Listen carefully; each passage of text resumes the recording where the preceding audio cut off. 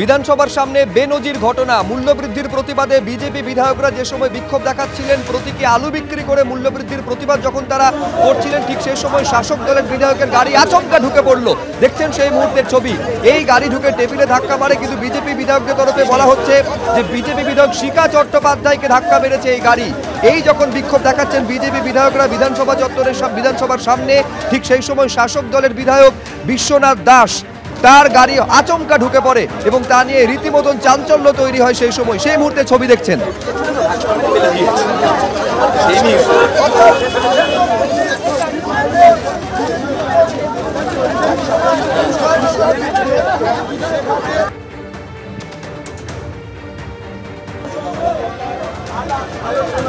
উজ্জ্বল মুখোপাধ্যায় আমাদের প্রতিনিধি এই মুহূর্তে একেবারে ঘটনাস্থল থেকে সরাসরি রয়েছেন। ছবিটা আমরা দেখতে পাচ্ছি যে একটি গাড়ি এবং তাকে কেন্দ্র করে রীতিমতন উত্তেজনার পরিস্থিতি। দর্শকদের একবার উজ্জ্বল জানাও ঠিক কি হলো সেই সময়।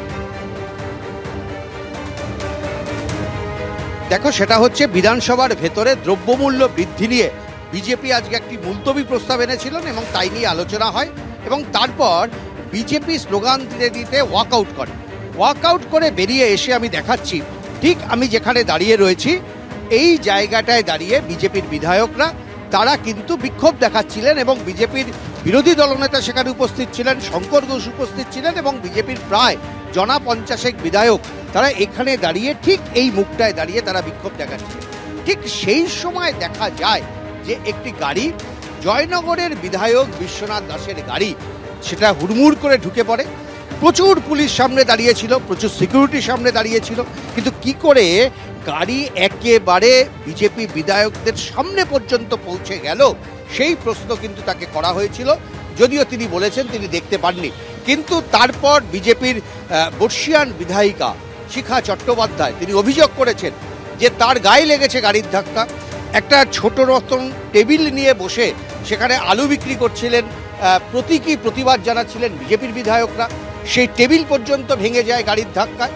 এবং বিজেপির বিধায়কদের অভিযোগ যে নির্বাচনের সময়, পঞ্চায়েত নির্বাচন হোক, লোকসভা নির্বাচন হোক, যেভাবে বিজেপির ক্যাম্প অফিস ভাঙে তৃণমূল কংগ্রেসের আশ্রিত সমাজবিরোধীরা, ঠিক একই রকমভাবে বিজেপির বিধায়ক তিনি তাদের টেবিল ভেঙে দিলেন, আলু পড়ে গেল নিচে এবং তখন মূল যে দাবি সেটা ছেড়ে কার্যত তৃণমূল কংগ্রেসের গাড়ি তারা বিধায়কের গাড়ি তারা ঘিরে ধরেন।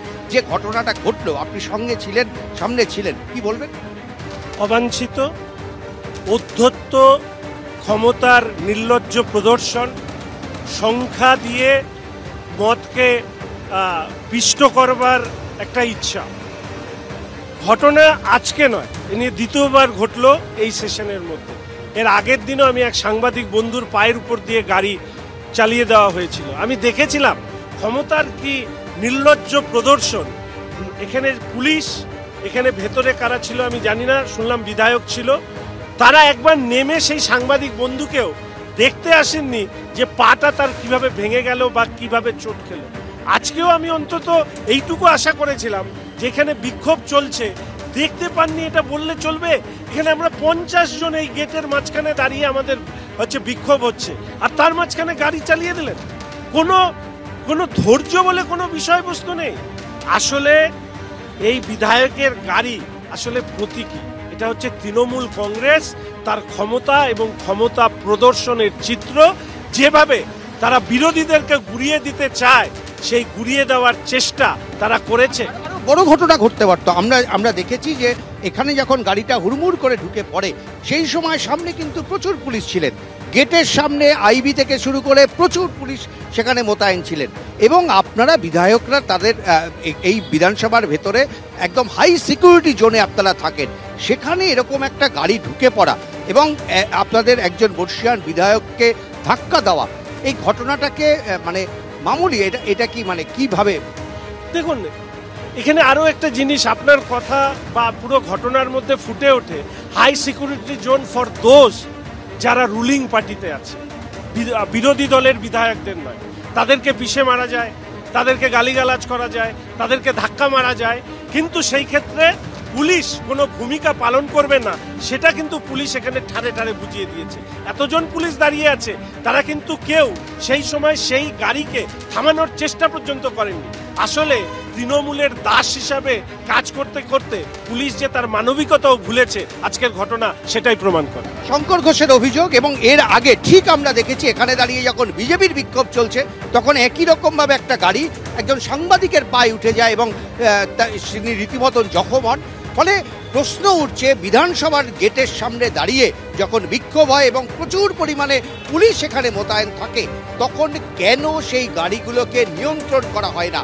এই যে বিশাল পরিমাণে পুলিশ যারা বিধানসভার গেটে, একেবারে একই প্রশ্ন বিজেপি বিধায়ক শঙ্কর ঘোষও তুলছেন সরাসরি। সেটা আপনারা দেখলেন যে পুলিশি নিরাপত্তার মধ্যে এই ধরনের ঘটনা ঘটে কিভাবে। আমি এইখানে আপনাদের দেখাতে চাইবো যে শাসক বিধায়ক যার বিরুদ্ধে এই অভিযোগ উঠছে তিনি কি বলছেন। তো ওরা তো বলতে পারতো যে এখন গাড়ি ঢোকানো যাবে না, এটা তো বলতে পারতো। তাহলে আমরা গাড়ি নিয়ে কি বিধানসভার ভিতরে যাব না? ওরা যদি বলে যে বিধানসভার ভিতরে যেতে পারবে না, তো আমরা যাব না, যাব না। আমি তো দেখিনি গাড়ি ধাক্কা লেগেছে কিনা, বলছে তো ধাক্কা লেগেছে। এইটা বেপরোয়াভাবে গাড়ি চালানো। আমি গাড়ি ওখানে এতক্ষণ ধরে ওয়েট করছি, বেপরোয়াভাবে গাড়ি চালানো। ওনারা কি দেখতে পাচ্ছে না বেপরোয়াভাবে গাড়ি চালিয়েছি কি? এটা আমাদের যদি ওরা বলে যে এমএলএদের ঢুকতে দেবো না, ঠিক আছে ঢুকতে দেবো না, আমরা বাইরে ওয়েট করছি, আমরা বাইরে ওয়েট করবো, অসুবিধা কিছু নেই, আর আমাদের অসুবিধা নেই। কিন্তু না, কোনো দুর্ঘটনার কোনো জায়গা নেই, কোনো দুর্ঘটনার ঘটার কোনো সম্ভাবনা ছিল না এখানে, আমি তো দেখিনি।